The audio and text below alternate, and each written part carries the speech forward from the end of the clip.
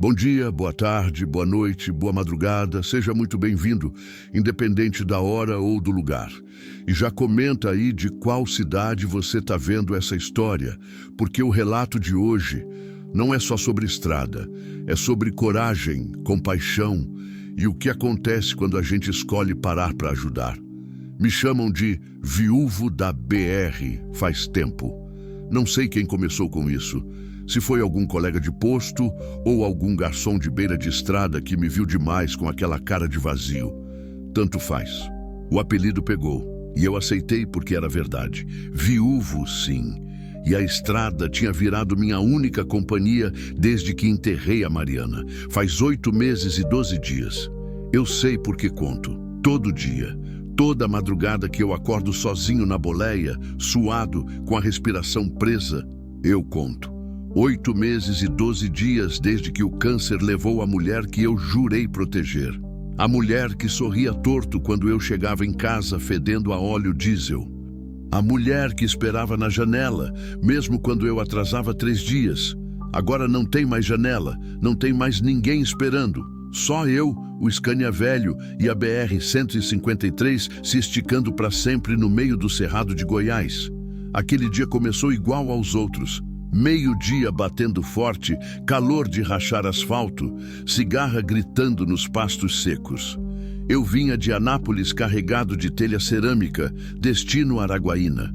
Viagem comum, rotina de sempre. A estrada conhecida, o corpo no automático, a cabeça longe, sempre longe. Eu pensava nela de novo, na Mariana, pensava na última vez que briguei com ela por causa de bobeira. Eu tinha chegado tarde, cansado, e ela queria conversar. Conversar, eu só queria dormir. Falei duro, fui grosso. No dia seguinte eu peguei a estrada de novo e quando voltei, 2 semanas depois, ela já tinha começado a emagrecer. 1 mês depois veio o diagnóstico. Nunca mais consegui dormir direito. A culpa pesa. Pesa mais que qualquer carga que eu já transportei. Eu estava mergulhado nisso quando vi a placa torta. Serraria São Pedro, 2 quilômetros à esquerda. Não era nada demais. Uma estradinha de terra vermelha, poeira subindo, cerca de arame farpado dos 2 lados. Eu nem ia desviar o olhar, mas aí eu vi o movimento. Gente, caminhão parado, fumaça. E lá, no meio daquele sol maldito, entre toras empilhadas e pó vermelho, uma cena que me travou o peito.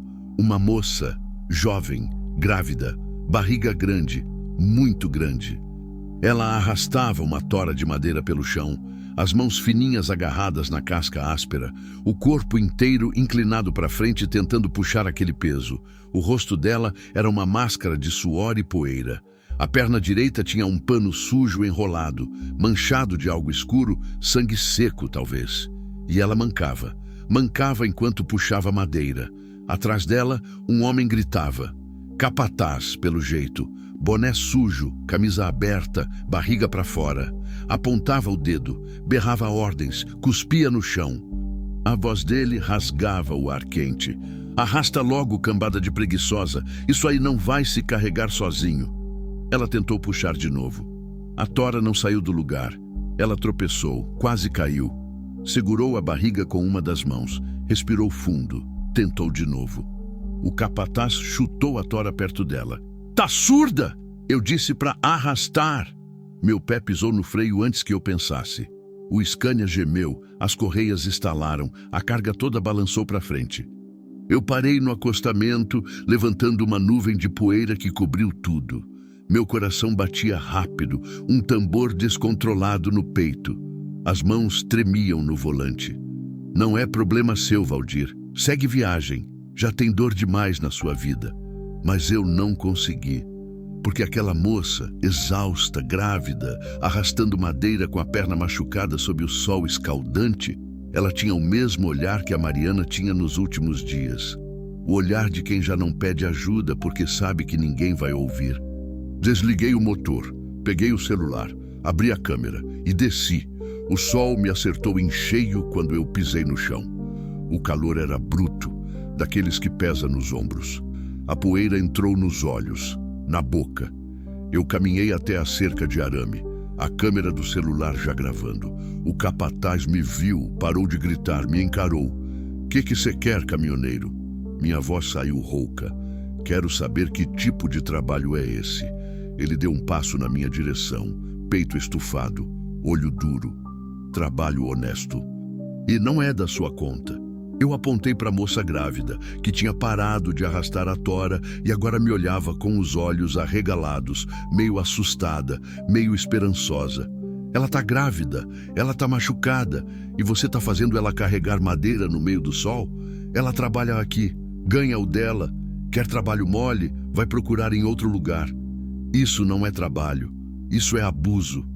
A palavra saiu firme, mas meu coração estava aos pulos. Eu não sou homem de briga. Nunca fui. Sou só um caminhoneiro cansado que perdeu a esposa e agora vive na estrada porque não aguenta mais o silêncio de casa. Mas alguma coisa naquele momento, talvez a culpa que eu carrego, talvez a lembrança da Mariana, me fez ficar. O capataz cuspiu no chão. Deu mais um passo. Abuso é a cara da sua mãe. Agora cai fora daqui antes que eu te faça cair. Eu não saí. Segurei firme o celular. A câmera gravando tudo. Minha voz saiu mais alta. Ninguém trabalha assim. Não hoje. Não na minha frente. Foi aí que ele veio para cima. Continua no capítulo 2. Capítulo 2. A escolha. O capataz chegou perto. Tão perto que eu senti o cheiro de cachaça no bafo dele. Os olhos injetados, a mandíbula travada. Ele era mais novo que eu, mas tinha aquele corpo de quem estava acostumado a intimidar. Braço grosso, mão calejada, o tipo que resolve tudo no grito e no empurrão. Apaga esse celular, ele rosnou, apontando para o meu rosto. Agora. Eu não apaguei. Minha mão tremia, mas o celular continuou apontado para ele, a câmera gravando cada segundo, cada palavra. Não vou apagar e você vai deixar ela descansar. Ele deu uma risada curta, sem humor. Vai deixar? Você vai me obrigar, é? Seu velho filho da... Ei! A voz era fina, mas firme, vinha de trás dele. A moça grávida tinha se levantado. Estava de pé, segurando a barriga com as duas mãos, o corpo tremendo de cansaço. O rosto sujo de terra, os cabelos grudados na testa de suor. Mas os olhos dela tinham uma centelha que eu não esperava ver. Deixa ele, seu Raimundo, ela disse, a voz embargada. Ele não fez nada. O capataz virou para ela, o rosto vermelho de raiva. Cala a boca, Jéssica. Volta para o trabalho. Eu não aguento mais. As palavras saíram num fio, simples, verdadeiras. Eu não aguento mais, seu Raimundo. Eu preciso descansar. A perna está infeccionada. O bebê está mexendo demais. Eu preciso de ajuda. O silêncio que caiu foi pesado. O capataz abriu a boca para gritar de novo, mas nesse momento outro homem apareceu. Mais velho, camisa de botão suada, chapéu de couro. Patrão, provavelmente. Ele olhou para mim, para o celular na minha mão, para Jéssica cambaleando e franziu a testa. Que está acontecendo aqui? Raimundo apontou para mim. Esse aí tá se metendo onde não foi chamado, patrão. Ficou gravando, falando um monte de... Ela tá grávida. Eu interrompi, olhando direto para o patrão. Tá com a perna machucada. E vocês estão fazendo ela arrastar madeira no sol. Isso é trabalho escravo. A palavra ficou suspensa no ar. Trabalho escravo. O patrão me encarou, mediu, calculou. Depois olhou para Jéssica, que estava pálida, respirando com dificuldade. Ele suspirou fundo, tirou o chapéu, passou a mão no cabelo grisalho. Moço, o senhor não entende a situação? A Jéssica trabalha aqui porque precisa. A gente dá comida, teto, um dinheiro no fim do mês. Ela não tem para onde ir. Tá fugindo do marido que batia nela. A gente tá ajudando. Ajudando? Minha voz saiu mais alta do que eu queria. Olha para ela! Olha! Jéssica estava quase desmaiando. Segurava a barriga, o corpo inteiro tremendo. A perna enfaixada tinha uma mancha escura crescendo no pano. Sangue fresco. O patrão olhou, hesitou. Raimundo, leva ela para a sombra, dá água. Mas, patrão, a carga... Eu disse para levar ela para a sombra. O grito ecoou. Raimundo resmungou, mas obedeceu. Pegou Jéssica pelo braço com mais força do que devia e começou a arrastá-la na direção de um barraco de madeira no fundo do terreno. Jéssica tropeçou, quase caiu. Eu não pensei, só agi. Pulei a cerca. O arame farpado arranhou minha camisa, rasgou a manga, cortou meu braço. Não senti. Corri até ela e segurei antes que batesse no chão. O corpo dela era leve demais. Pele e osso. E aquela barriga imensa, pesada, dura como pedra. Ei, calma, eu disse baixinho, segurando ela pelos ombros. Eu te ajudo. Pode confiar em mim. Ela me olhou de perto pela primeira vez. Olhos castanhos, fundos, cansados. Tinha no máximo 22, 23 anos, mas parecia ter vivido o dobro. Quem é você? Ela sussurrou. Só alguém que passou na hora certa. Raimundo veio para cima, bufando. Solta ela! Você não tem direito de... Chega! O patrão gritou de novo, dessa vez me encarando. O senhor quer ajudar? Então ajuda de verdade. Leva ela para o hospital. A gente não tem carro aqui agora. O caminhão tá quebrado. Se ela ficar aqui, vai piorar. Leva ela. Eu pago a gasolina depois. Eu pisquei, confuso. Você quer que eu leve ela? Quero que você suma daqui com ela antes que eu mude de ideia e apaga essa porcaria de vídeo. Ele estava me expulsando, mas estava deixando eu levar Jéssica. Era estranho, errado, mas era uma chance.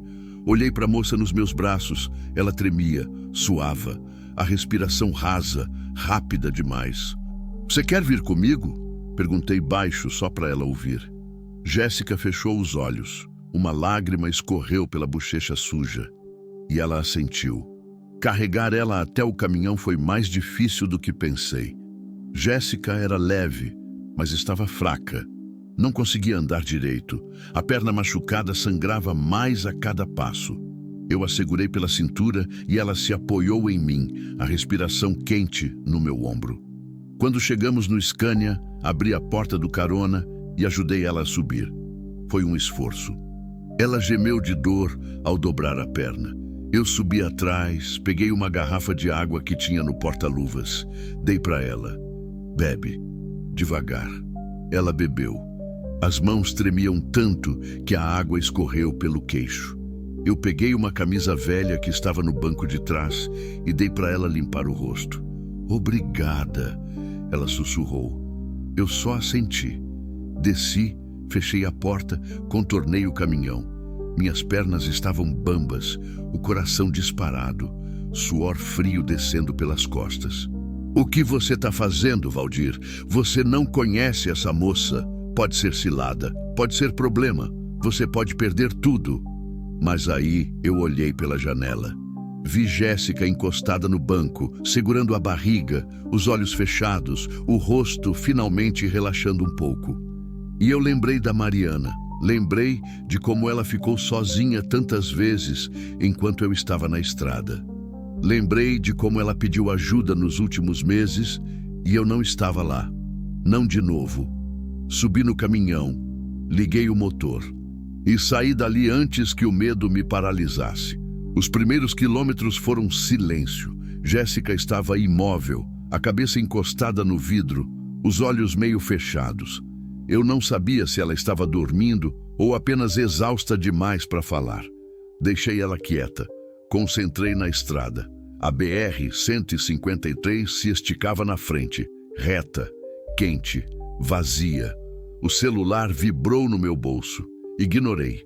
Vibrou de novo e de novo. Na quarta vez peguei.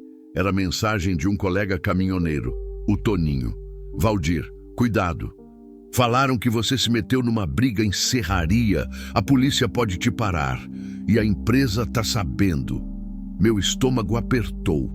A empresa. Se eles achassem que eu tinha me envolvido em confusão, podiam me demitir. Era contra o regulamento parar para resolver problema que não era meu. Era contra o seguro carregar gente que não estava no manifesto. Era contra tudo. Mas eu já tinha feito. Olhei para o lado. Jéssica tinha aberto os olhos e me olhava. Tinha medo naquele olhar. Mas também tinha algo parecido com esperança. Você vai me entregar de volta? Ela perguntou, a voz fina. Não! Por quê? Eu segurei firme no volante. A resposta saiu antes que eu pensasse. Porque alguém tem que fazer a coisa certa, nem que seja só uma vez. Ela ficou em silêncio. Depois, num fio de voz. Eu não sei o seu nome. Valdir.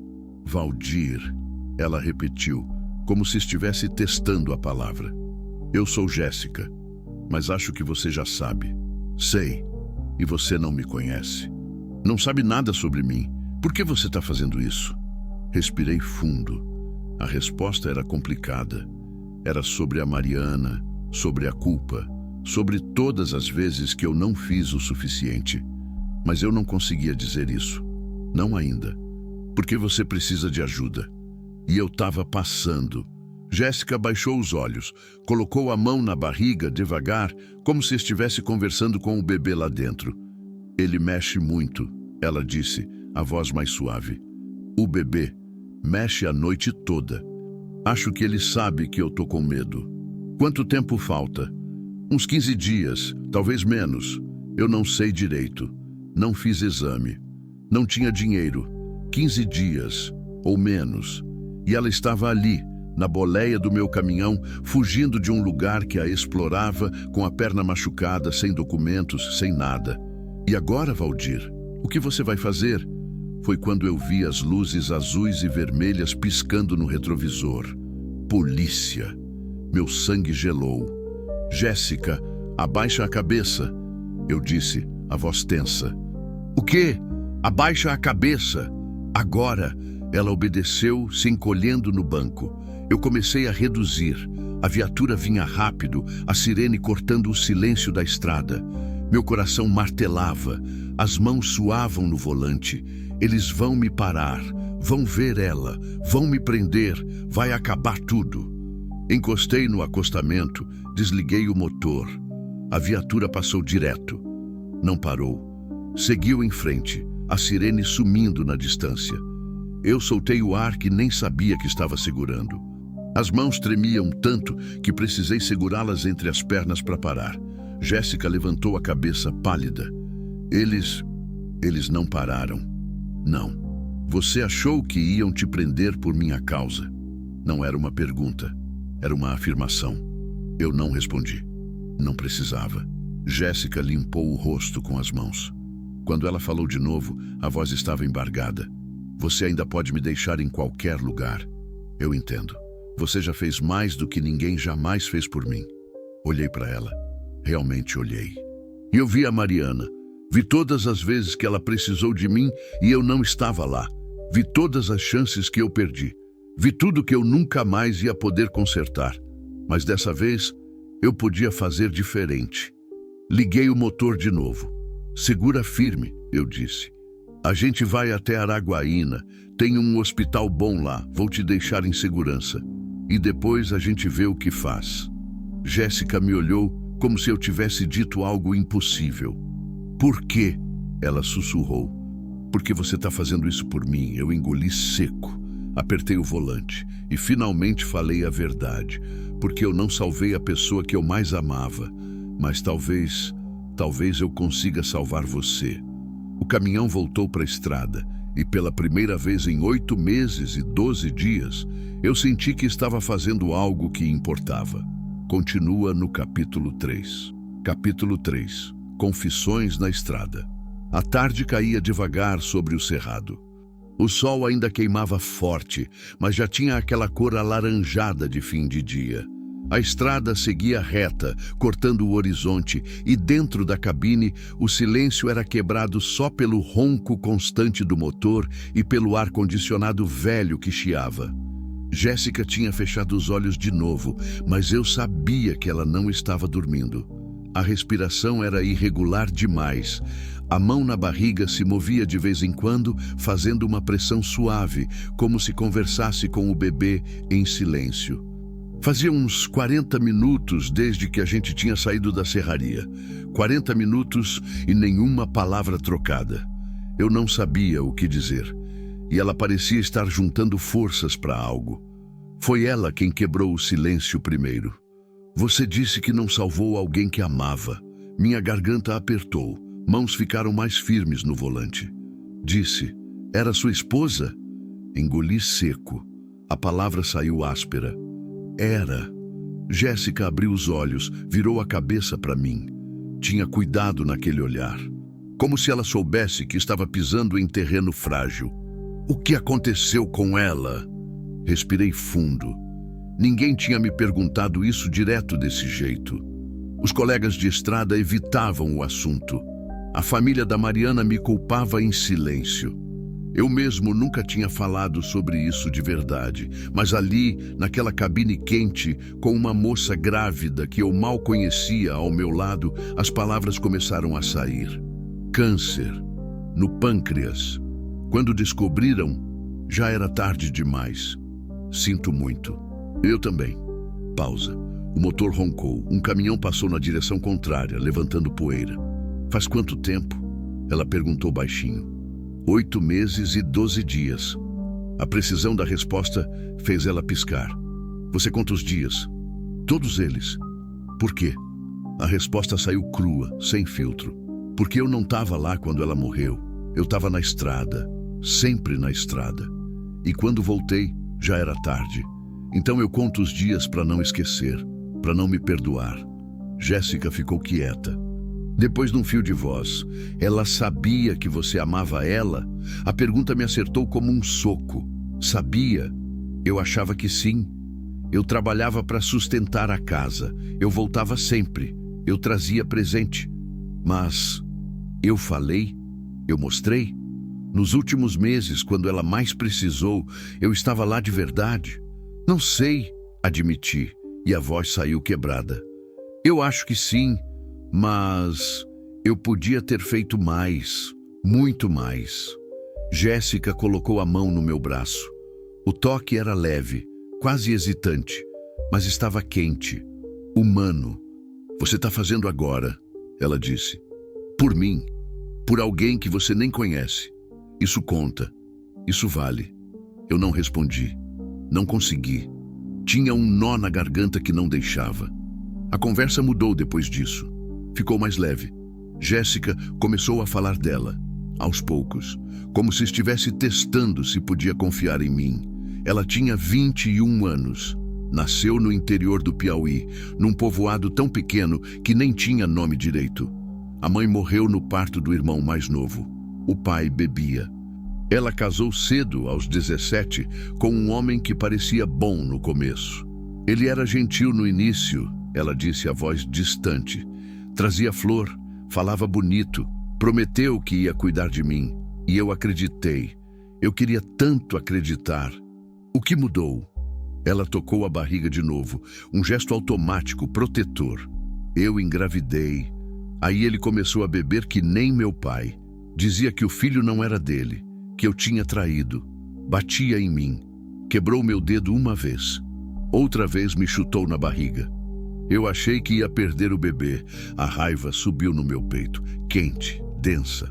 Você fugiu? Tentei 3 vezes. Ele sempre me achava. Me trazia de volta. Até que um dia ele saiu para trabalhar e não voltou até tarde. Eu peguei uma mochila, coloquei o pouco que tinha e fui andando. Andando mesmo, no meio da noite. Peguei carona com um caminhoneiro, não você, outro, e ele me deixou em Araguatins. Foi lá que eu conheci o seu Antônio, o dono da serraria. Ele te ofereceu trabalho? Ele me ofereceu proteção. Ela fez o gesto de aspas com os dedos. Disse que meu marido não ia me achar lá, que eu ia ter comida, um lugar para dormir e um dinheiro no fim do mês. Mas o trabalho... Ela fechou os olhos. O trabalho era puxado. Carregar madeira, limpar, cozinhar para os homens. E quando eu reclamei, quando eu disse que estava grávida e não aguentava, ele disse que eu tinha dívida com ele, que ele tinha me salvado, que eu tinha que pagar. Dívida, comida, teto. Ele anotava tudo. Dizia que eu devia cada prato de feijão, cada copo d'água. E quanto mais eu trabalhava, mais a dívida crescia. Quando eu tentei sair, ele me trancou num quarto. Disse que eu só ia sair quando pagasse, ou quando ele quisesse. Trabalho escravo. Era exatamente isso. E o pior, ninguém sabia, ninguém via. Era só mais uma moça pobre, grávida, invisível no meio do Brasil profundo. A perna, eu perguntei. Como machucou? Eu tropecei numa tora. Caí. Cortou fundo. O Raimundo só enrolou um pano e mandou eu voltar para o trabalho. Não levou no médico, não limpou direito, infeccionou. Eu apertei o volante com tanta força que os nós dos dedos ficaram brancos. Eles iam deixar você morrer. Iam. A voz dela era simples, resignada. E o bebê também. Ninguém ia ligar. Só mais uma história que não vira notícia. Mas ela estava errada. Porque agora tinha alguém que ligava. Eu. A noite começou a cair de verdade quando a gente passou por Guaraí. A cidade era pequena, luzes fracas na beira da estrada. Alguns postos, restaurantes de beira de pista, caminhões parados. Meu estômago roncou. Eu não comia desde o café da manhã. Você tá com fome? Perguntei. Jéssica olhou para mim surpresa. Você ia parar? A gente precisa comer e eu preciso ver essa perna. Tem uma farmácia aqui que eu conheço. Fica aberta até tarde. Mas, e se alguém me reconhecer? Ninguém vai te reconhecer. E se reconhecer, eu tô aqui. Ela hesitou. Mordia o lábio inferior, nervosa. Mas depois assentiu. Parei num posto pequeno, meio afastado da pista principal. Desliguei o motor. O silêncio foi imediato, ensurdecedor, depois de horas de ronco de estrada. Jéssica se mexeu no banco, gemeu de dor ao dobrar a perna. Espera, eu disse, vou te ajudar. Desci, contornei o caminhão, abri a porta dela, estendi a mão. Ela segurou, os dedos finos e frios nos meus. Desceu devagar, apoiando o peso em mim. Quando os pés dela tocaram o chão, ela cambaleou. Segurei firme. Calma, eu te seguro. A gente entrou no posto juntos. Ela mancando, eu segurando pela cintura. Alguns olhares curiosos. Um frentista cochichou algo pro colega. Ignorei. Fomos direto para a lanchonete. Sentei ela numa mesa no canto, pedi 2 pratos de comida. Arroz, feijão, bife, batata frita. Comida simples, mas farta. Quando chegou, Jéssica olhou para o prato como se fosse um tesouro. Come, eu disse. Devagar. Ela comeu. E comeu rápido demais. Engasgou, tossiu, eu dei água. Ela bebeu, limpou a boca e recomeçou. Mais devagar dessa vez. Lágrimas escorriam pelo rosto dela enquanto mastigava. Obrigada, ela sussurrou entre uma garfada e outra. Não precisa agradecer. Preciso. Você não precisava fazer nada disso, mas está fazendo. Por que, Valdir? Por que você é assim? Olhei para ela, para aquela moça jovem, machucada, grávida, que tinha sido traída por todo mundo que devia ter protegido ela. E eu pensei na Mariana. Pensei em todas as vezes que eu não estive presente, todas as escolhas erradas. Porque alguém precisa ser, eu disse. E hoje, esse alguém sou eu. Depois de comer, a gente foi até a farmácia. O atendente era um rapaz novo, meio desconfiado. Olhou para Jéssica com aquele olhar que todo mundo dá para gente pobre, mistura de pena e desprezo. Preciso de gaze antisséptico, band-aid grande e dipirona. Eu pedi. Para quê? Para ela. Apontei para Jéssica, que estava apoiada no balcão. A perna tá machucada. O rapaz olhou. Viu o pano sujo enrolado, a mancha escura de sangue seco. Franziu o nariz. Vocês não querem ir no posto de saúde? A gente vai. Mas agora eu preciso limpar isso. Ele pegou os produtos, cobrou um valor absurdo. Paguei sem reclamar. Peguei a sacola e saí com Jéssica. De volta ao caminhão, sentei ela no degrau da boleia, acendi a luz interna e me ajoelhei na frente dela. Isso vai doer, eu avisei. Tudo dói, ela respondeu, e tinha uma verdade triste naquilo. Desenrolei o pano. O cheiro que saiu me fez recuar. Podre, infecção avançada. A perna estava inchada, vermelha, com pus acumulado em volta do corte. Era pior do que eu imaginei. Jéssica, isso tá muito feio. A gente precisa ir para o hospital. Agora. Ela olhou para baixo, viu a própria perna e empalideceu. Eu vou perder a perna? Não se a gente for rápido. Limpei o que dava. Ela mordeu o lábio até sangrar, segurando o grito. Passei o antisséptico, cobri com gaze nova, enfaixei o melhor que consegui. Não era perfeito, mas era melhor que nada. Pronto, eu disse, me levantando. Agora a gente vai para Araguaína. Direto, sem parar. Jéssica assentiu, pálida, suando. Eu a ajudei a subir de novo, fechei a porta, subi do meu lado, liguei o motor. E foi quando meu celular tocou. O nome na tela me congelou. Gerente, Transcarga Logística, meu patrão. Merda. Atendi, a voz saindo mais firme do que eu sentia. Alô? A voz do gerente era dura, cortante. Valdir, onde você tá? Na estrada, indo para Araguaína. Com uma mulher no caminhão? Meu sangue gelou. Como você... A serraria ligou aqui. Diz que você invadiu a propriedade, agrediu o capataz e sequestrou uma funcionária. Isso é verdade? Olhei para Jéssica. Ela me olhava de volta, os olhos arregalados de medo. Não, eu disse firme. Não é verdade. Eu socorri uma moça que estava sendo explorada. Ela está machucada, grávida. Eu tô levando ela para o hospital. Você tem autorização para carregar passageiro? Não, mas... Você tem autorização para parar em propriedade privada e se envolver em conflito? Não, mas ela precisava de... Valdir, você está demitido. Entregue o caminhão no posto de Araguaína, hoje. Alguém vai buscar, e se você não entregar, eu chamo a polícia e registro queixa por apropriação indébita. A linha caiu. Eu fiquei segurando o celular, a mão tremendo, o estômago embrulhado, demitido, perdi o emprego, perdi tudo. Jéssica tocou meu ombro. Valdir, eu sinto muito. Isso é culpa minha. Guardei o celular, respirei fundo, olhei para ela e disse a única coisa que importava. Não é culpa sua e eu não me arrependo. Botei o caminhão para andar e segui em frente, mesmo sem saber mais o que viria depois.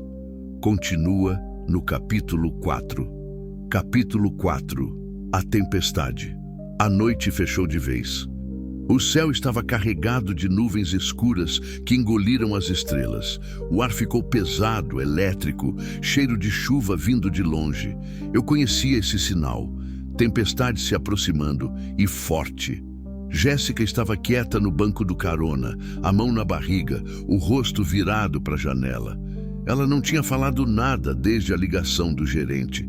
Acho que sentia a culpa pesando, mas a culpa não era dela. Nunca foi. Faltavam uns 80 quilômetros para Araguaína. Talvez 1h30, se a chuva não atrapalhasse, mas eu sabia que ia atrapalhar. Sempre atrapalhava. Valdir, Jéssica disse a voz baixa. Fala. Você perdeu seu emprego por minha causa. Não foi por sua causa. Foi sim. Se você não tivesse parado, se eu não tivesse parado, você estaria morta em 1 semana. Talvez menos. Olhei para ela. Eu escolhi parar. Eu escolhi te ajudar. E eu não me arrependo. Entendeu?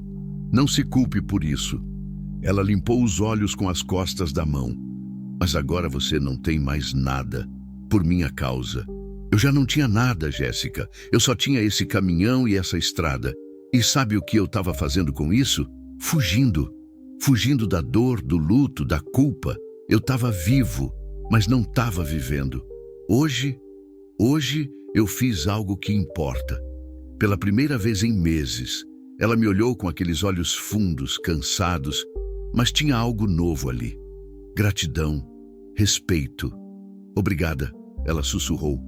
Para de agradecer. A gente ainda tem um caminho pela frente. E mal eu terminei de falar, o céu abriu. A chuva veio de uma vez, forte, violenta. Aquelas gotas grossas que batem no para-brisa como pedra. A visibilidade caiu para quase nada em segundos. Os limpadores trabalhavam no máximo, mas não davam conta. A estrada virou um borrão de água e asfalto escuro. Eu reduzi a marcha, as mãos firmes no volante, a concentração total. Tempestade na estrada não é brincadeira, principalmente de noite, principalmente com carga. Um raio cortou o céu, iluminando tudo por um segundo. O trovão veio logo atrás, tão alto que Jéssica pulou no banco. "Tá tudo bem", eu disse, tentando passar calma. "É só chuva." Mas não era só chuva. A estrada começou a alagar. Poças enormes se formaram nos buracos, na lateral, no meio da pista. O Scania atravessava levantando cortinas de água e, de repente, sem aviso, uma das rodas traseiras entrou num buraco fundo. O caminhão chacoalhou violento. Jéssica gritou. Eu segurei o volante com força, tentando controlar, mas o peso da carga puxou para o lado. A traseira derrapou. Senti o caminhão perdendo tração. O coração disparou. Suor frio na testa. "Segura!" gritei. Pisei no freio, devagar, sem trancar. A traseira continuou derrapando. Mais um pouco, e então, finalmente, as rodas pegaram no asfalto de novo. O caminhão se endireitou.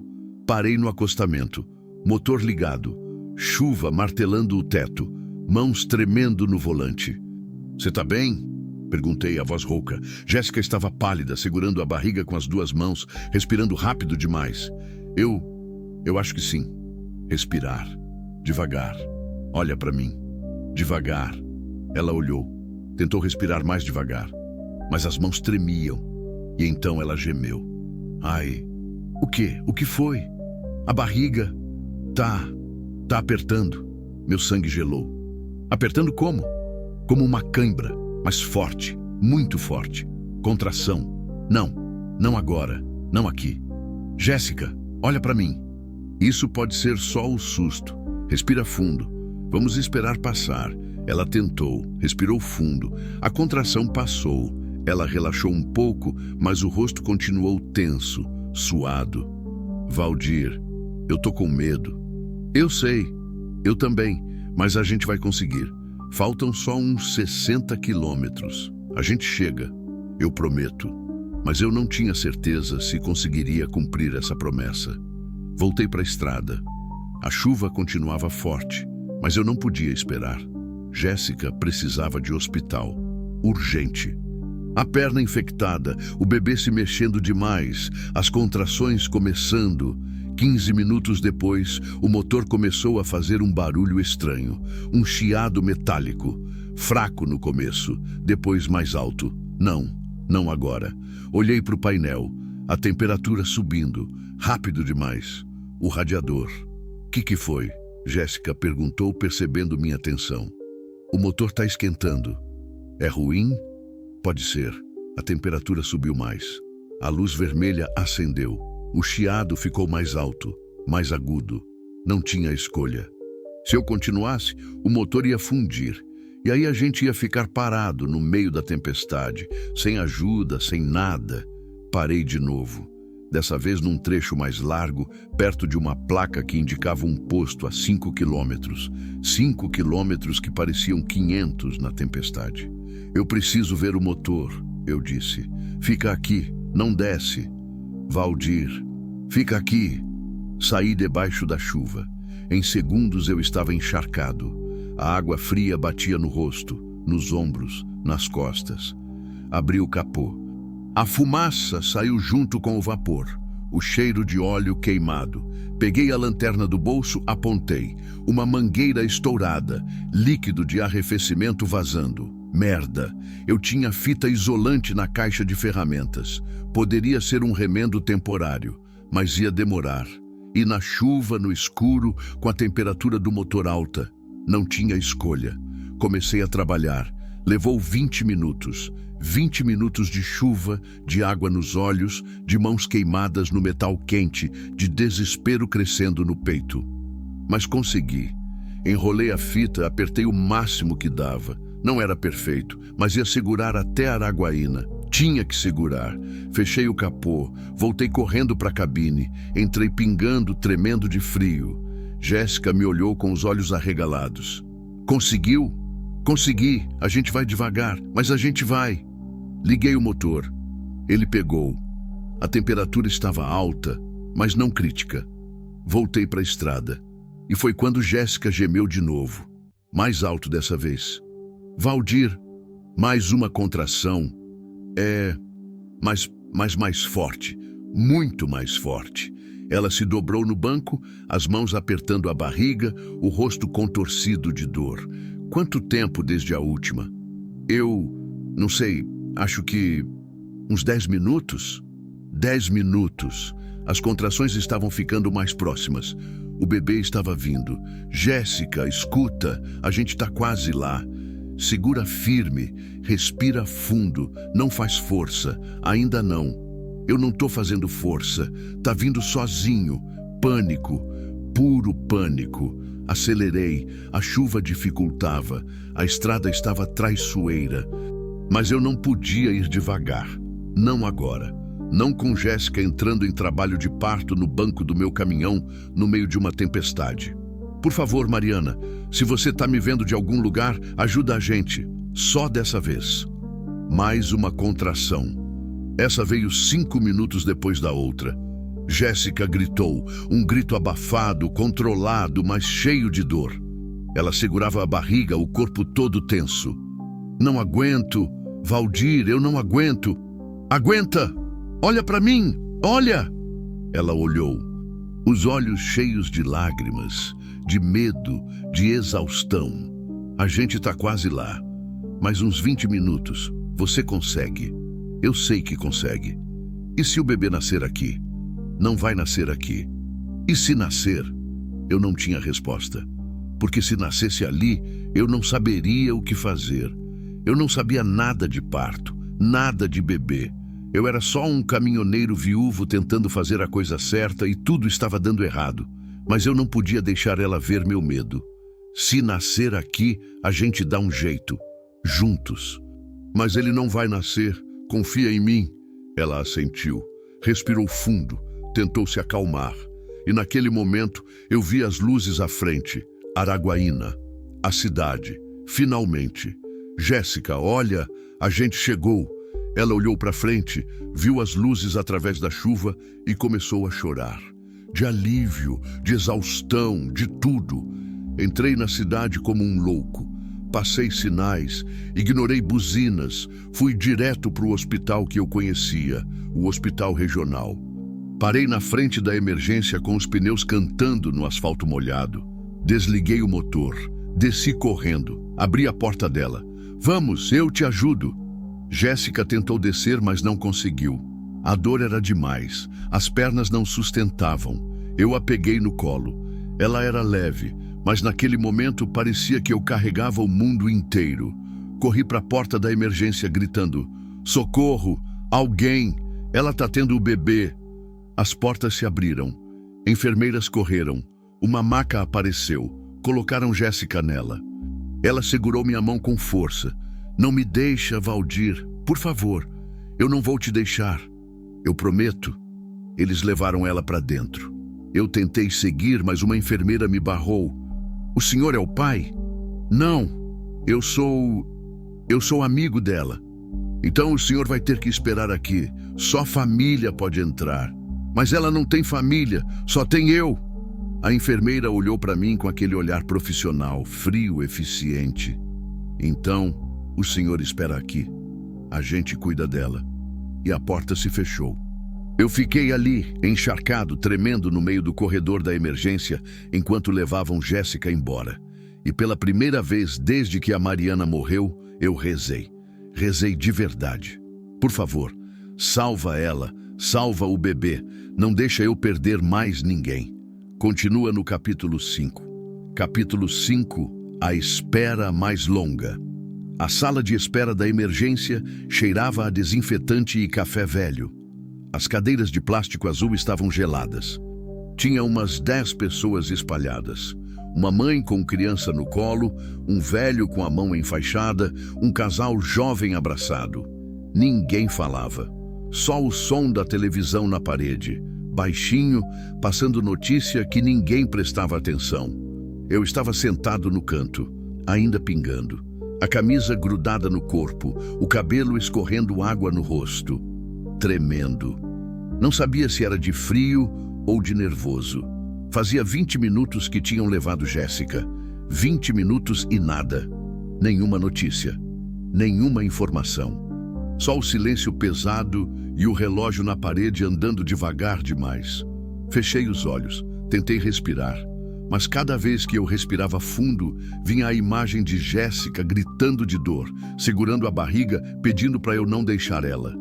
E eu tinha deixado, porque não tive escolha. Ela vai ficar bem, o bebê vai ficar bem, tem que ficar. Mas a dúvida roía por dentro.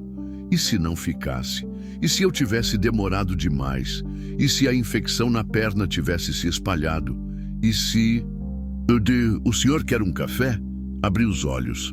Uma enfermeira jovem estava na minha frente, segurando um copinho de plástico com café fumegante. Ela tinha um sorriso gentil, cansado. Eu não sei se... Aceita. O senhor está tremendo. Não é bom. Peguei o copinho. O calor queimou meus dedos gelados, mas foi bom. Bebi um gole. Café forte. Amargo. Engoli com dificuldade. Obrigado. A moça que o senhor trouxe, ela é sua esposa? Não. Eu só estava ajudando. A enfermeira me estudou. Tinha curiosidade naquele olhar, mas também respeito. O senhor salvou ela, sabe disso? Mais um dia e ela não teria aguentado. A perna dela está muito infeccionada e o bebê está vindo cedo demais. Meu estômago apertou. Cedo demais quanto? Umas 3 semanas, talvez 4. Não é muito, mas em casos de gestante desnutrida e com infecção, cada dia conta. Ela vai ficar bem. A enfermeira hesitou. Foi só 1 segundo, mas eu vi.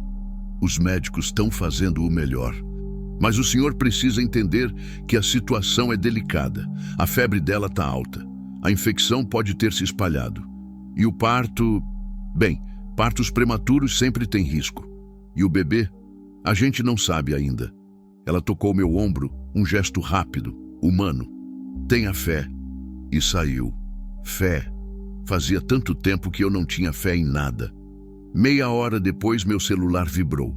Mensagem do Toninho, meu amigo caminhoneiro. Valdir, soube que você foi demitido. Que loucura foi essa, cara? Tá todo mundo falando de você. Dizem que você roubou uma moça de uma serraria. Diz que não é verdade. Suspirei. Digitei rápido. Não roubei ninguém. Salvei uma moça que estava sendo explorada. Tô no hospital com ela agora. Tá tendo o bebê. A resposta veio em segundos. Porra, Valdir, você tá louco, mas tá certo. Precisa de alguma coisa? Olhei em volta. Pra sala vazia. Pro meu corpo molhado, tremendo. Pro futuro incerto. Preciso de um milagre. Toninho não respondeu. O que ele ia dizer? Guardei o celular. Encostei a cabeça na parede fria. Fechei os olhos e, de repente, eu estava de volta naquele dia. O dia que a Mariana morreu. 8 meses e 12 dias atrás. Eu estava em Mato Grosso, carregado de soja. A viagem tinha atrasado por causa de chuva, estrada interditada, um acidente que parou tudo por 6 horas. Quando finalmente consegui descarregar e voltar, fazia 2 semanas que eu tinha saído de casa. A Mariana tinha ligado 3 vezes durante a viagem. Eu atendi só a primeira. Ela disse que estava cansada, que tinha ido no médico, que precisava conversar. Eu disse que a gente conversava quando eu chegasse, que estava com pressa, que o sinal estava ruim. As outras 2 ligações eu deixei tocar até cair na caixa postal. Quando cheguei em casa, era madrugada. A luz da cozinha estava acesa. Estranhei. A Mariana sempre apagava tudo antes de dormir. Entrei. A casa estava silenciosa, quieta demais. Mariana, nada. Mari, fui pro quarto. Ela estava na cama, deitada, imóvel, mas não estava dormindo. Estava branca, os lábios roxos, o peito sem se mover. Corri até ela, sacudi, gritei o nome dela. Nada. Liguei pro SAMU. Eles vieram. Tentaram reanimar. Não conseguiram. Ela tinha morrido fazia umas 4 horas, o médico disse. Parada cardíaca. Complicação do câncer que ninguém sabia que existia, porque ela tinha ido sozinha no médico, recebido o diagnóstico sozinha e decidido não me contar para não me preocupar. E eu estava na estrada, sempre na estrada. Abri os olhos com um solavanco, o coração disparado, suor frio na testa. A sala de espera ainda estava ali, as mesmas pessoas, o mesmo cheiro, o mesmo silêncio. Mas agora tinha alguém na minha frente, um médico, jovem, cansado, jaleco manchado de sangue. Levantei num pulo. Como ela tá? O bebê? O médico respirou fundo e falou: a cirurgia foi complicada. Precisamos fazer uma cesárea de emergência porque o bebê estava em sofrimento fetal. A infecção da perna dela tinha se espalhado. Ela estava com sepse inicial, mas conseguimos estabilizar. Ela tá viva? Está, e o bebê também. As pernas falharam. Sentei de novo, as mãos tremendo, a visão embaçada. Graças a Deus, graças a Deus. Mas o senhor precisa entender. O médico continuou, a voz séria. Ela ainda está em observação. A febre não baixou completamente. E o bebê nasceu prematuro, com baixo peso. Está na UTI neonatal. Os próximos dias são críticos para os dois. Mas eles vão sobreviver? Vamos fazer tudo o que estiver ao nosso alcance. Não era a resposta que eu queria, mas era a única que ele podia dar. Eu posso ver ela? Daqui a pouco. Ela ainda está na recuperação. Mas o senhor é família? Hesitei. Sou tudo que ela tem. O médico me estudou, depois assentiu. Tudo bem. Quando ela estiver no quarto, a gente chama o senhor. Ele saiu. Eu fiquei ali, sentado, tremendo, chorando sem fazer barulho. Eles estavam vivos. Jéssica e o bebê estavam vivos. E pela primeira vez em 8 meses e 12 dias, eu senti algo que não era culpa ou dor. Eu senti alívio. 40 minutos depois, a enfermeira veio me buscar. Ela acordou. Tá perguntando por você. Segui ela pelo corredor. Passamos pelas portas brancas, pelos leitos separados por cortinas, pelo cheiro forte de remédio. Paramos em frente a um quarto pequeno. A enfermeira abriu a porta. 5 minutos. Ela precisa descansar. Entrei. Jéssica estava na cama, pálida, com soro no braço e aparelhos apitando ao redor, mas os olhos estavam abertos. E quando ela me viu, um sorriso fraco apareceu no rosto. Valdir. Me aproximei. Puxei a cadeira. Sentei do lado dela. Oi. O bebê? A voz dela era fraca, rouca. Ele tá bem? Tá. É um menino. Ele tá na UTI neonatal. Pequenininho, mas forte, igual a mãe. Ela começou a chorar. Lágrimas silenciosas escorrendo pelo rosto magro. Eu achei que ia morrer. Achei que ia perder ele. Mas não perdeu. Vocês dois estão aqui, vivos. Ela segurou minha mão, os dedos finos, frios, apertando com a força que ela tinha. Foi você. Você salvou a gente. Neguei com a cabeça. Você que salvou, você que aguentou. Eu só dirigi. Não, você escolheu parar. Você escolheu ajudar. Ninguém nunca fez isso por mim. Ninguém! A voz dela quebrou. Ela fechou os olhos, exausta. Segurei a mão dela de volta. Apertei de leve. Descansa agora. Eu fico aqui. Você promete? Prometo. Ela relaxou. A respiração ficou mais lenta, mais regular. Em poucos minutos, estava dormindo. Eu fiquei ali, segurando a mão dela, vendo o peito subir e descer, ouvindo os aparelhos apitarem. E naquele momento, no silêncio daquele quarto de hospital, eu senti algo que não sentia fazia muito tempo. Eu senti que tinha feito diferença, que tinha importado, que tinha salvado alguém quando não consegui salvar a Mariana. Não apagava a culpa, não curava a dor, mas era um começo. Continua no capítulo 6. Capítulo 6. Fantasmas do passado. 3 dias se passaram. 3 dias que pareceram 3 semanas. Eu não saí do hospital. Dormia na cadeira do quarto de Jéssica quando ela deixava, ou no banco do corredor quando as enfermeiras me expulsavam para ela descansar. Comia o que conseguia comprar na lanchonete do hospital. Tomava banho no banheiro público. Minha roupa estava suja, amassada. Minha barba tinha crescido. Eu devia estar com cara de mendigo, mas eu não ligava, porque Jéssica precisava de mim. E o bebê também. A febre dela tinha baixado no segundo dia. A infecção estava sob controle. Os médicos disseram que ela teve sorte.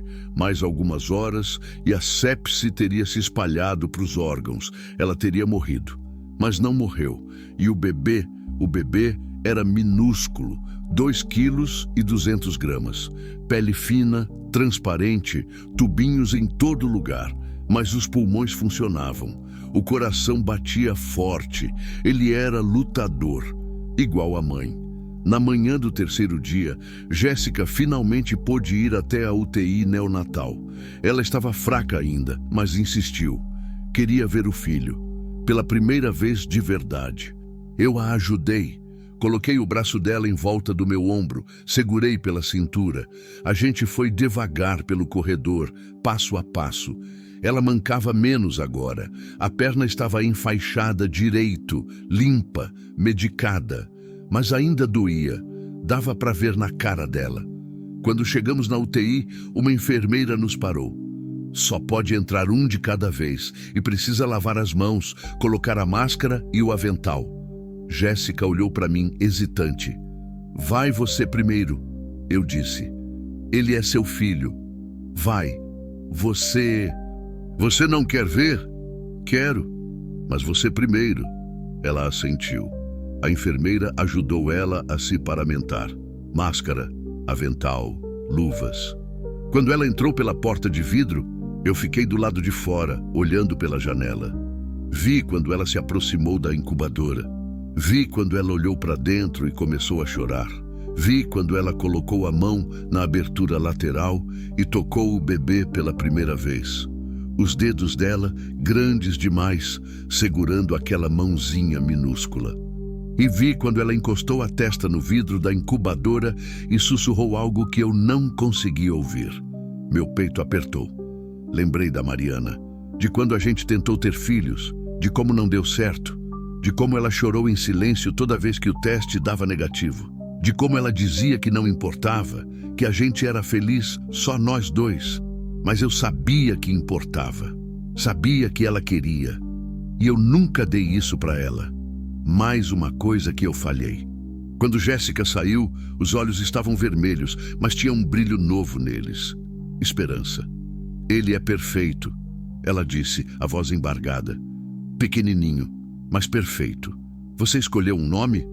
Ela hesitou, olhou para mim e falou, Miguel, porque significa quem é como Deus, e só Deus para ter colocado você no meu caminho. Não consegui responder. Tinha um nó na garganta. Vai, ela disse, me empurrando de leve. Vai conhecer ele.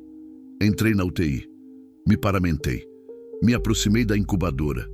E lá estava ele, Miguel. Tão pequeno que cabia nas minhas 2 mãos. A pele avermelhada, fina, os olhinhos fechados, o peitinho subindo e descendo rápido demais. Os tubinhos no nariz, no bracinho, no pé. Mas vivo, lutando. Coloquei a mão na abertura, toquei o pé dele. Era quente, macio. E no segundo que eu toquei, ele mexeu. Só um pouquinho, mas mexeu. Oi, Miguel. Eu sussurrei. Eu sou o Valdir. Eu ajudei sua mãe a te trazer até aqui. E eu vou cuidar de vocês. Os 2. Eu prometo. Fiquei ali uns 5 minutos, só olhando. Só sentindo.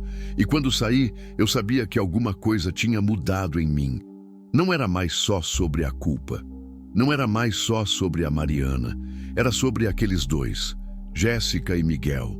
Era sobre dar a eles a chance que a vida tinha negado até agora. Mais tarde naquele dia, eu estava sentado no corredor quando meu celular tocou. Número desconhecido. Atendi com receio. Alô? Valdir? A voz era grave, cansada, familiar, mas eu não conseguia identificar. Ah, quem é? É o Antônio, da serraria. Meu sangue gelou. O patrão, o homem que tinha explorado Jéssica. O que você quer? Calma, eu só quero conversar. Não tenho nada para conversar com você. Valdir, escuta.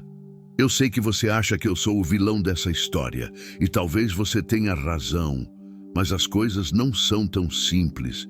São sim. Você colocou uma moça grávida, machucada, para arrastar madeira no sol. Isso é simples. Ela tinha dívida comigo. Dívida falsa. Você prendeu ela. Explorou ela. Silêncio do outro lado. Depois um suspiro.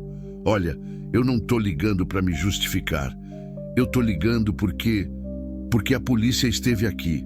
Perguntaram sobre a Jéssica, sobre você, sobre o que aconteceu. Meu estômago apertou. E eu contei a verdade, que ela trabalhava aqui, que você levou ela. Mas eu disse também que ela estava doente, que você fez o certo. Por quê? Por que você faria isso? Por que... A voz dele falhou. Porque eu tenho uma filha, da idade da Jéssica. E se ela estivesse no lugar dela, eu ia querer que alguém fizesse o que você fez. Não esperava aquilo. Não sabia o que dizer. A polícia vai me procurar? Perguntei, a voz tensa. Não sei. Talvez.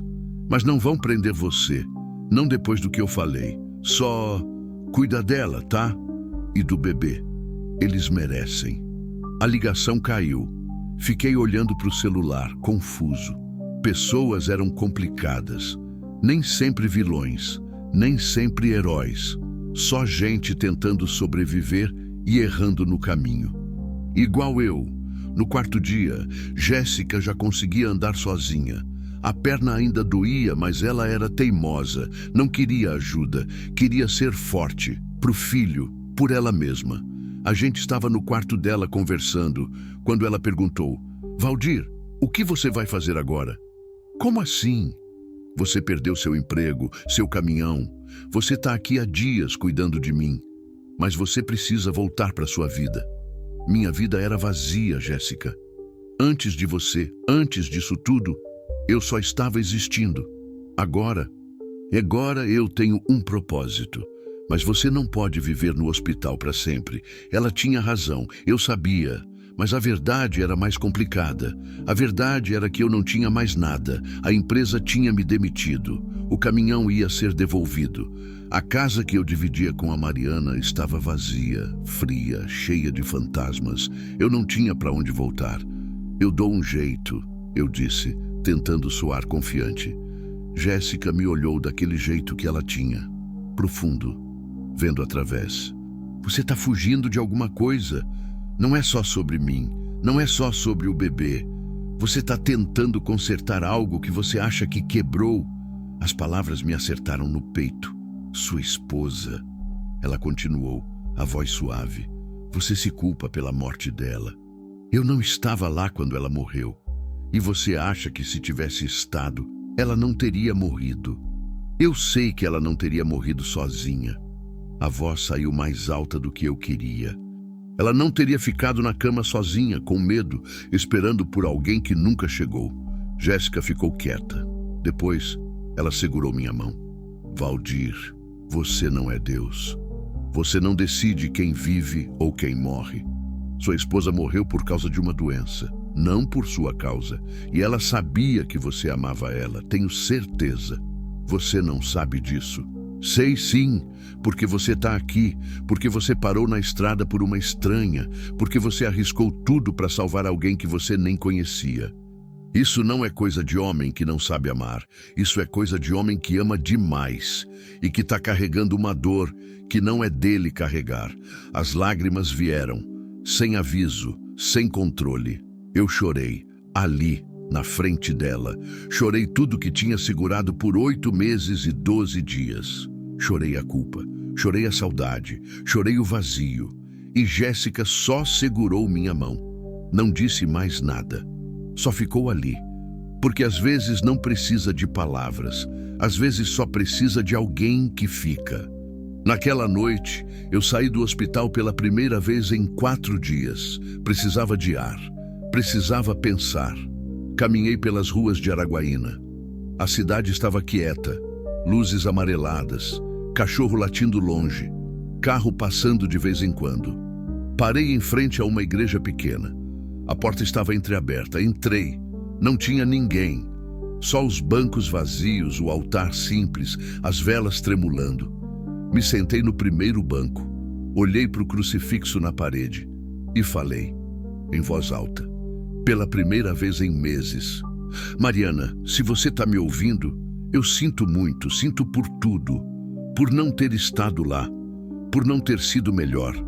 Mas eu encontrei alguém que precisa de ajuda, uma moça e um bebê. E eu tô tentando fazer o certo.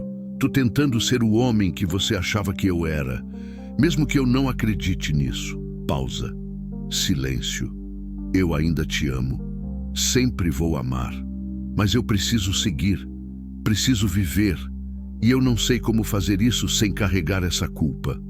Mas eu vou tentar. Fiquei ali mais um tempo, quieto, só sentindo.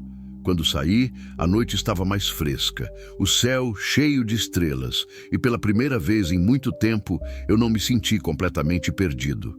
Continua no capítulo 7. Capítulo 7. Decisões. Uma semana depois, Jéssica recebeu alta. Miguel ainda ficaria mais alguns dias na UTI neonatal. Estava ganhando peso, respirando melhor, mas os médicos queriam ter certeza de que estava forte o suficiente antes de liberar. Jéssica entendia, mas era difícil. Sair do hospital sem o filho nos braços. Eu a vi olhando pela janela da UTI antes de ir embora, a mão no vidro, os olhos molhados. E eu sabia exatamente o que ela estava sentindo. Medo de que algo desse errado quando ela não estivesse por perto. Ele vai ficar bem, eu disse, colocando a mão no ombro dela. E você vai voltar amanhã, e no outro dia, todo dia até ele sair daqui. E se... Não, sem e se. Ele é forte, você é forte. Vocês vão ficar bem. Ela limpou os olhos, assentiu. Mas o medo não saiu do rosto. O problema agora era outro. Para onde ela ia?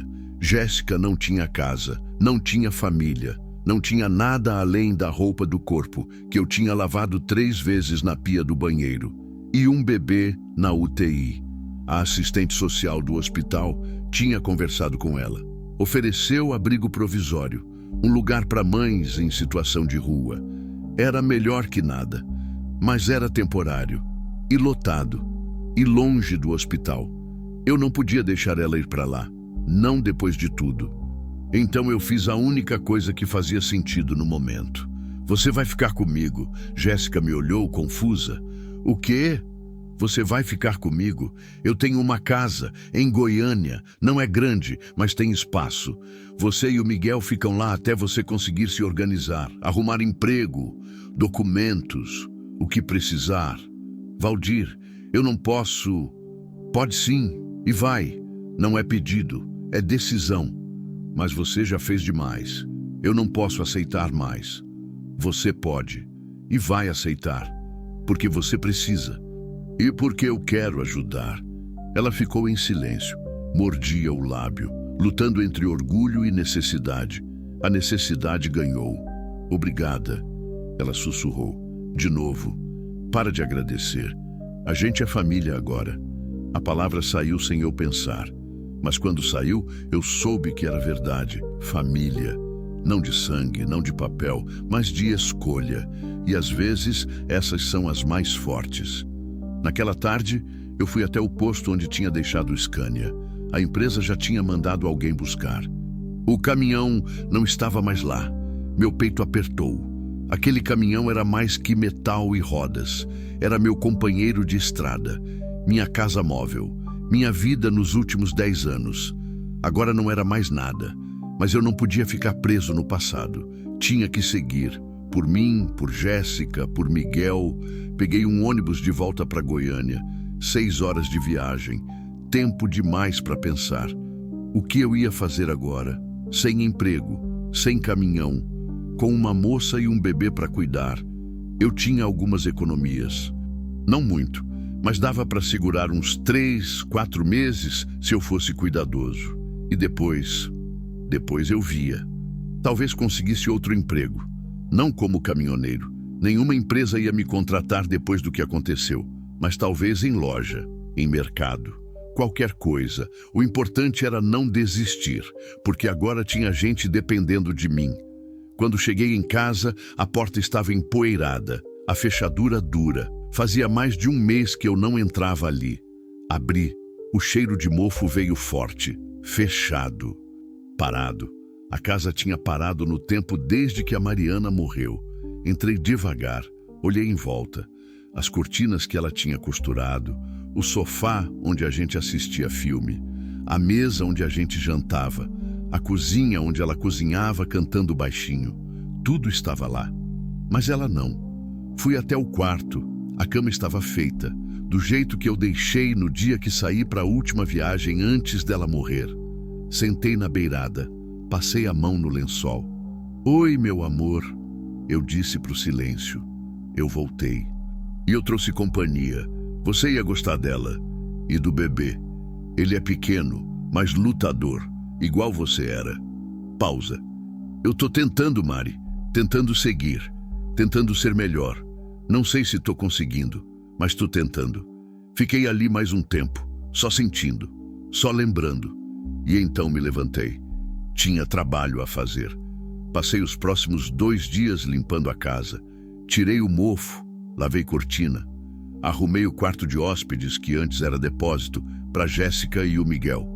Comprei um berço usado, fraldas, roupinha de bebê, mamadeira, tudo que eu achei que eles iam precisar. Gastei quase metade da minha economia, mas não me arrependi. Quando terminei, olhei para o quarto pronto, simples, mas limpo, acolhedor, seguro, um lar, algo que Jéssica nunca teve de verdade, algo que eu ia dar para ela. Voltei para Araguaína no 3º dia. Peguei outro ônibus, 6 horas de volta. Quando cheguei no hospital, Jéssica estava na UTI, olhando o Miguel pela janela. Eu me aproximei. Como ele tá? Melhor. Ganhou 50 gramas e já tá respirando sozinho. Tiraram o tubinho. Isso é ótimo. É, ela sorriu, mas era um sorriso cansado. Disseram que ele pode ter alta na semana que vem, se continuar assim. Ótimo, porque eu arrumei tudo. Tudo o quê? A casa, o quarto, o berço, tudo para você e pro Miguel. Tá pronto. Ela virou para mim, os olhos arregalados. Você fez isso? Fiz. E ficou bom. Você vai ver. As lágrimas vieram de novo. Ela tentou segurar, mas não conseguiu. Por que você está fazendo tudo isso? Eu não entendo. Eu sou ninguém. Eu não tenho nada para te dar. Você tem. Você me deu um propósito, uma razão para acordar. E isso vale mais que qualquer coisa. Ela me abraçou. Ali, no meio do corredor. Um abraço apertado, desesperado, grato, e eu abracei de volta, porque a gente precisava, os dois. Nos dias seguintes, a gente criou uma rotina. Eu ficava no hospital de manhã. Jéssica visitava o Miguel. A gente almoçava na lanchonete. À tarde, ela descansava. Eu saía para resolver coisas, documentos, emprego, dinheiro. Descobri que conseguir emprego sem referência é quase impossível. A empresa de caminhão tinha me colocado na lista negra. Ninguém queria me contratar. Tentei vaga de ajudante, de estoquista, de segurança. Nada. O dinheiro estava acabando. Mas eu não falei nada para Jéssica. Não queria preocupar ela. Foi no 10º dia que a assistente social me chamou para uma conversa. Sentei na salinha apertada.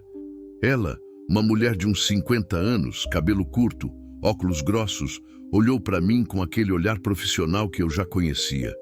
Senhor Valdir, eu preciso conversar sobre a situação da Jéssica. O que tem? O hospital vai dar alta para o Miguel amanhã. E a Jéssica precisa de um responsável legal, alguém que assine os papéis, que garanta que ela tem condições de cuidar da criança. Ela tem. Eu vou ajudar. O senhor não é parente dela. Sou amigo e tô cuidando dela.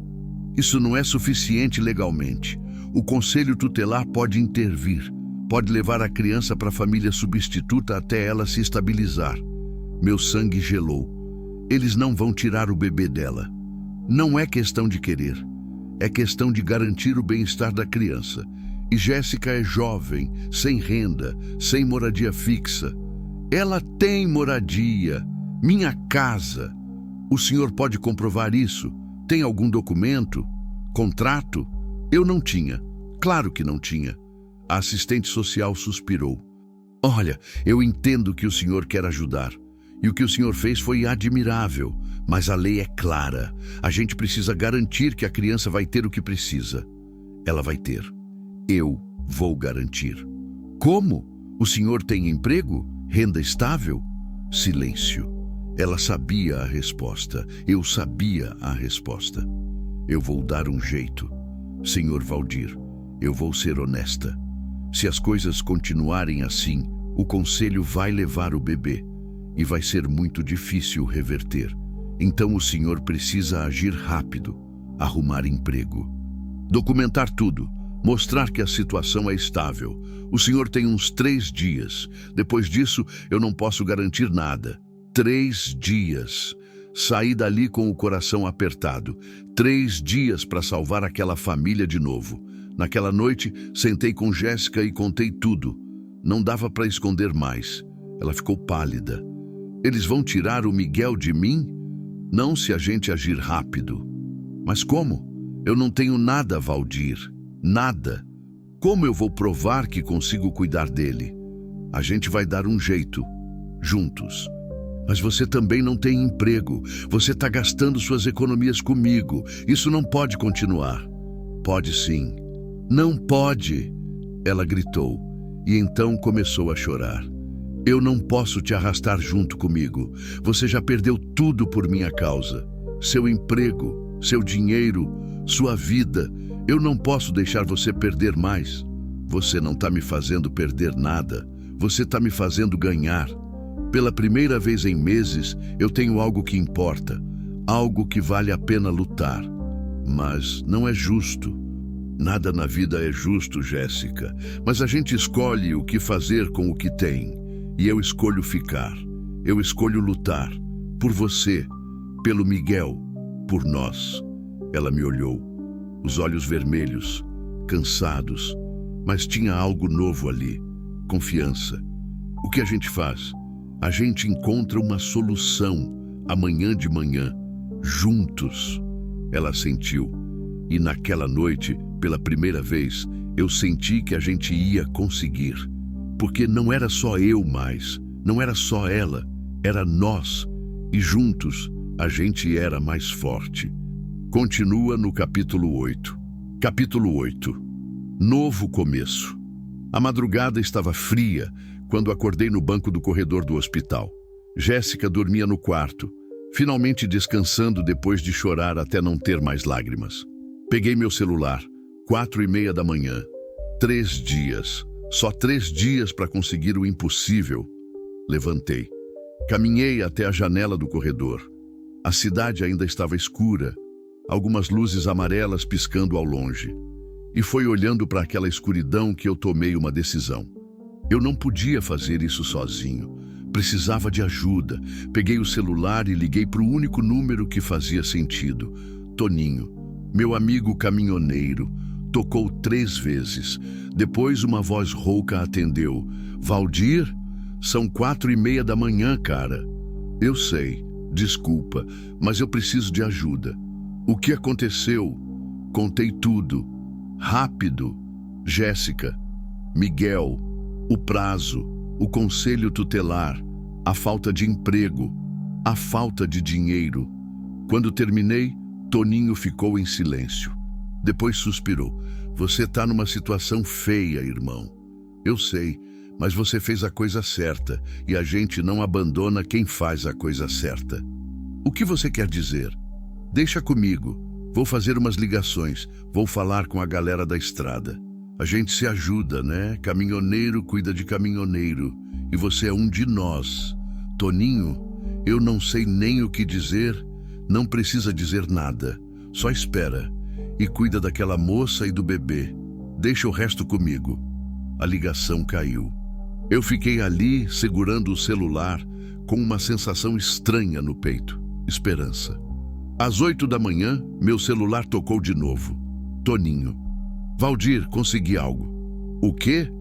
Tem um depósito em Goiânia precisando de gerente de logística. O dono é conhecido meu. Expliquei sua situação. Ele está disposto a te contratar. Sério? Sério. Mas tem uma condição. Você começa na segunda e tem que ir lá hoje fazer entrevista. Hoje, Valdir. Não pode adiar. Olhei para o relógio. 8h10. Se eu pegasse o ônibus das 9, chegava em Goiânia meio-dia. Dava tempo.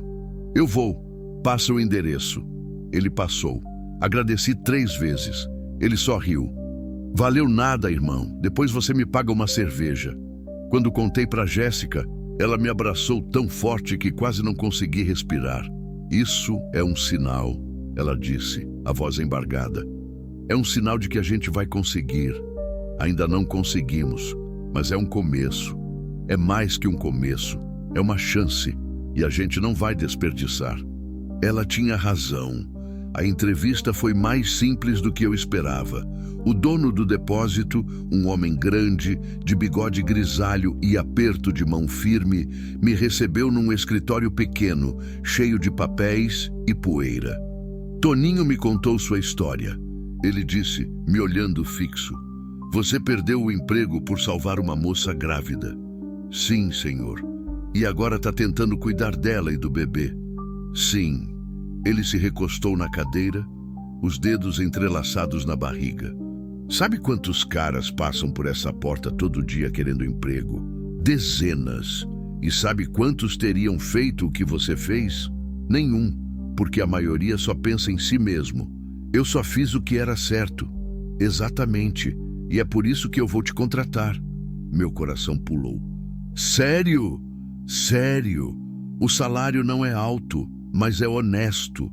Você vai gerenciar entrada e saída de mercadoria, controlar estoque, coordenar entregadores. É trabalho duro, mas eu acho que você aguenta. Eu aguento, eu prometo. Não precisa prometer, só precisa aparecer segunda-feira, 6 da manhã, e trazer sua carteira de trabalho. Apertei a mão dele com tanta força que ele riu. Obrigado, muito obrigado. Não me agradeça, só faz o trabalho direito e cuida daquela família, porque no fim é isso que importa.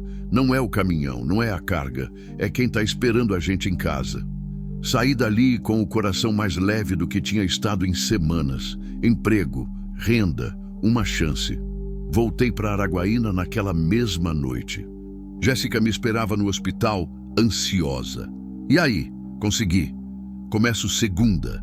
Ela gritou, tampou a boca, começou a chorar e rir ao mesmo tempo, e me abraçou de novo. A gente vai conseguir, Valdir. Eu sei que a gente vai. Ainda falta resolver os documentos, comprovar moradia, mostrar para a assistente social que a situação é estável. Mas agora a gente tem algo, a gente tem uma base, e isso já é muito. Ela tinha razão. No dia seguinte, fomos até o cartório. Fizemos uma declaração de moradia. Eu como proprietário da casa, ela como moradora. Não era um contrato formal, mas era algo. Também conseguimos tirar a segunda via dos documentos dela, que tinham ficado para trás quando fugiu do marido. A assistente social analisou tudo, franziu a testa, suspirou. Não é o ideal, ela disse, mas é um começo. E considerando as circunstâncias, eu acho que dá para trabalhar com isso. Então o bebê pode ir com ela? Perguntei tenso. Pode, mas vai ter acompanhamento. A gente vai visitar a casa, ver como estão as condições. Se tudo estiver bem, em 3 meses a gente encerra o caso. 3 meses, 90 dias. Um trimestre de vistorias, de pressão, de provar que a gente merecia. Mas era melhor que perder o Miguel, muito melhor. No dia seguinte, Miguel recebeu alta. Ele já pesava 2,7 kg. Pequeno ainda, mas saudável. Os médicos deram as instruções. Amamentação de 3 em 3 horas. Cuidado com o frio, voltar em uma semana para consulta. Jéssica segurou o filho nos braços pela primeira vez fora da UTI, embrulhado numa manta azul que eu tinha comprado. Os olhinhos fechados, o rostinho calmo, a boquinha fazendo um biquinho. "Oi, meu amor", ela sussurrou, as lágrimas escorrendo. "Mamãe tá aqui e não vai te deixar nunca mais." Eu fiquei ali, olhando, e senti algo que não sentia há muito tempo. Felicidade. Pura, simples, real.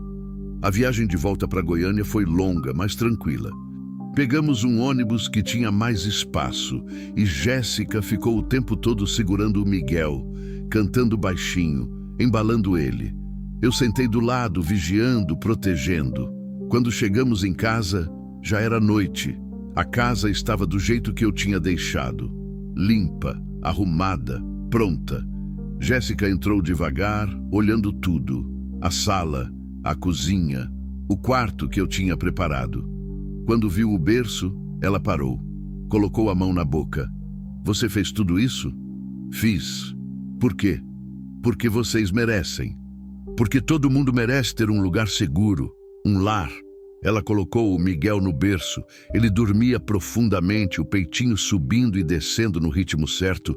E então Jéssica se virou para mim. "Valdir, eu não sei como agradecer. Você me salvou, salvou meu filho, nos deu uma casa, um recomeço. Eu nunca vou esquecer isso, nunca. Você não precisa agradecer, você me salvou também. Só não percebeu ainda." "Como assim?" Eu estava morto por dentro, vivendo no automático, fugindo da dor. "E você me deu uma razão para viver de novo, para lutar, para ser melhor. Então, no final das contas, a gente se salvou, um ao outro." Ela me abraçou e ficamos ali, no silêncio daquele quarto, com o bebê dormindo no berço, e pela primeira vez em muito tempo, eu senti que estava no lugar certo. As semanas seguintes foram difíceis, mas boas. Comecei no depósito. O trabalho era puxado, mas honesto. Eu chegava cansado em casa, mas chegava com propósito, com dinheiro no bolso, com planos para o futuro. Jéssica cuidava do Miguel, aprendeu rápido. Amamentação, troca de fralda, banho, tudo. Ela era mãe de verdade. Atenciosa, dedicada, amorosa. E a casa voltou a ser um lar. Tinha cheiro de comida, som de choro de bebê, risada, conversa, vida. As visitas da assistente social aconteceram 3 vezes.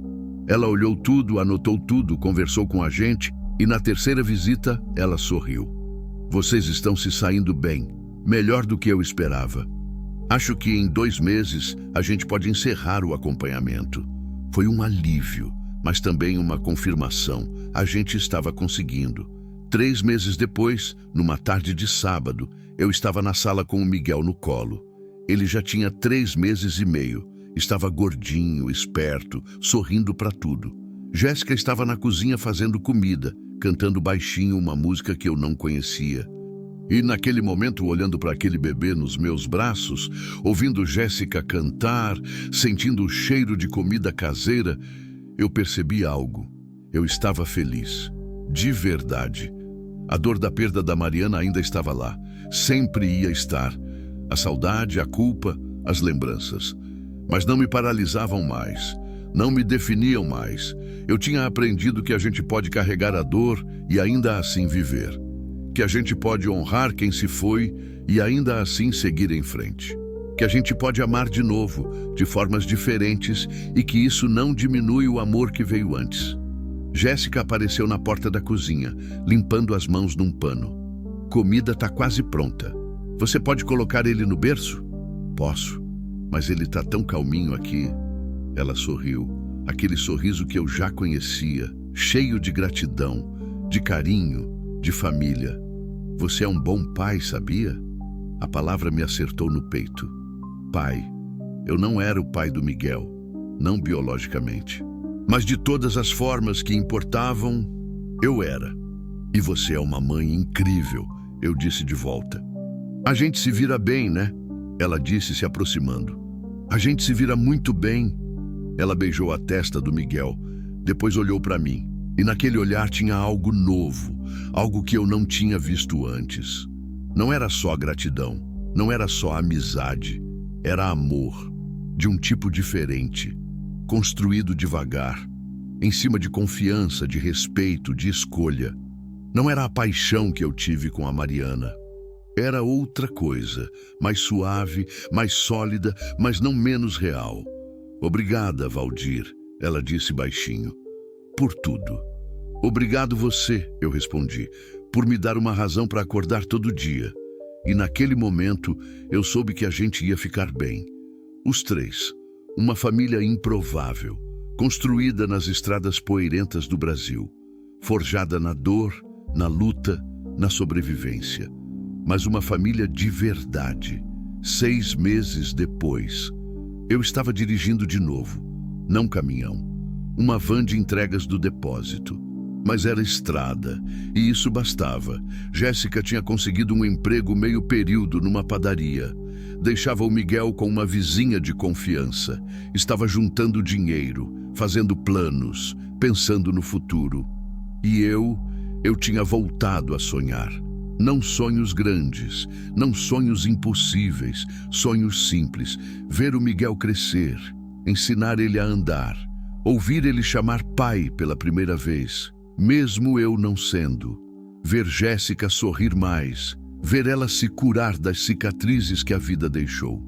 E talvez, um dia, voltar naquela igreja pequena em Araguaína e agradecer por tudo, pela segunda chance, pelo recomeço, pela vida que eu achei que tinha acabado, mas que, na verdade, estava só esperando o momento certo para recomeçar. Hoje, quando eu olho no retrovisor, eu não vejo só a estrada atrás de mim. Eu vejo o caminho que percorri, as escolhas que fiz, as pessoas que salvei e que me salvaram. E eu sei que valeu a pena, cada quilômetro, cada decisão, cada lágrima. Porque no final, a gente não é definido pelo que perdemos. A gente é definido pelo que fazemos com o que sobrou. E eu escolhi reconstruir, escolhi amar de novo, escolhi viver. E essa escolha mudou tudo. Epílogo, 1 ano depois. A casa está cheia. Toninho veio visitar com a família. Trouxe churrasco, cerveja, refrigerante. As crianças correm no quintal. Miguel engatinha atrás delas, rindo, tentando alcançar. Jéssica está na cozinha com a esposa do Toninho, conversando, rindo. Ela engordou um pouco. O rosto não está mais magro, tenso. Está saudável, feliz. Eu estou na churrasqueira, virando a carne, conversando com o Toninho sobre estrada, sobre trabalho, sobre a vida. Você tá bem, irmão? Ele diz, me olhando. De verdade, tá diferente. Eu tô bem. A Mariana ia ficar orgulhosa. O nome não dói mais como doía antes. Ainda aperta o peito. Mas é uma dor suave. Uma saudade que aquece em vez de queimar. Eu acho que sim. Eu digo. Eu acho que ela ia gostar de ver que eu não desisti. Você não só não desistiu, você renasceu. E ele tem razão. Eu não sou mais o viúvo da BR. Não sou mais o homem que fugiu da dor na estrada. Eu sou o Valdir que parou para ajudar, que escolheu fazer a diferença, que encontrou uma família no meio do caos. E isso é tudo. Naquela noite, depois que todos foram embora, eu, Jéssica e Miguel ficamos na sala. Ele dormindo no sofá, ela encostada em mim, cansados, mas felizes. Valdir, ela disse baixinho. Obrigada por não ter passado reto naquele dia. Eu beijei a testa dela. Obrigada a você por ter confiado em mim. Ficamos ali em silêncio, ouvindo a respiração do Miguel, sentindo o peso um do outro. E eu soube que tinha encontrado o que procurava. Não era a estrada, não era o caminhão, não era esquecer a dor. Era isso, era lar, era amor, era família. E isso bastava. Fim. Se essa história te tocou, deixa um comentário contando de onde você é e o que achou. E lembra, Às vezes, a decisão de parar e ajudar alguém pode mudar não só a vida dessa pessoa, mas a sua também. Porque no final, somos todos só gente na estrada da vida. E a gente precisa uns dos outros para chegar onde precisa. Até a próxima jornada.